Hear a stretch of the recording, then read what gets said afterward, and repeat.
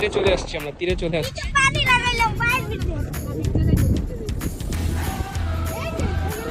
কি সুন্দর ওয়েদার, হ্যাঁ, আলোকিত পদ্মা সেতু আর শান্ত নদী।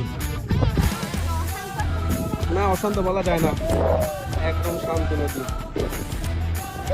সারাদিনের ক্লান্তি ধুয়ে মুছে গেল এই পদ্মার হাওয়ায়। ইতিহাসের প্রাচীন পথ ধরে আজ আমরা এক আধুনিক সুন্দর বাংলাদেশের রূপ দেখলাম।